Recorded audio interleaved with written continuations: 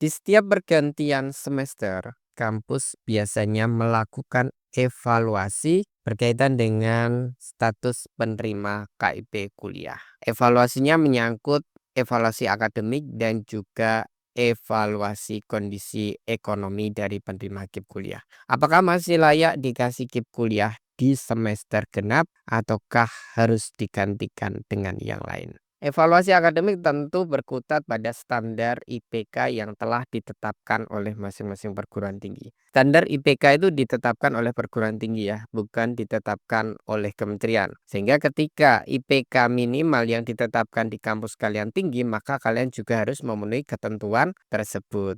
Sebaliknya ketika secara berturut-turut selama 2 semester teman-teman ternyata IPK-nya di bawah standar, maka kampus dengan teguran bisa mencabut status KIP kuliah kalian. Lalu biasanya di pergantian semester kayak gini, kampus atau organisasi KIP kuliah biasanya mengedarkan link SPC atau LPC KIP kuliah. Silakan teman-teman isi berkaitan dengan IPK, berkaitan dengan penghasilan orang tua, berkaitan dengan surat keterangan tidak mampu terbaru. Silakan lengkapi itu karena itu bagian dari tertib administrasi agar kalian tidak menghambat proses pencairan KIP kuliah kalian di semester genap. Kenapa dikatakan menghambat? Karena dari data yang kalian inputkan, kampus akan melihat siapa yang sudah SPC, siapa yang belum SPC. Ketika kalian termasuk yang belum SPC, maka akan ditelusuri.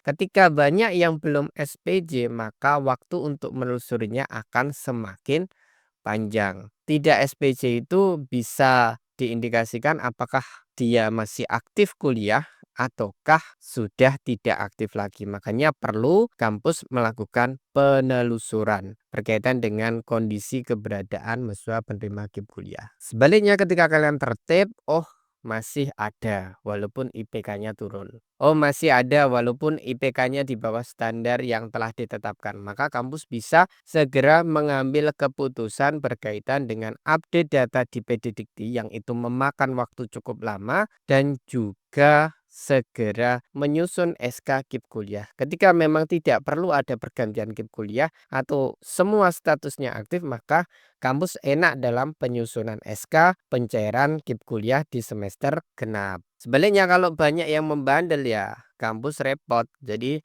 kalau berharap kampus segera pencairan maka teman-teman harus proaktif mengikuti ketentuan-ketentuan yang kemudian ditetapkan sebagai salah satu tertib administrasi yang menjadi kebijakan kampus kalian. Apalagi kita sering kali menegaskan bahwa cepat lambatnya pencairan itu bergantung kampus.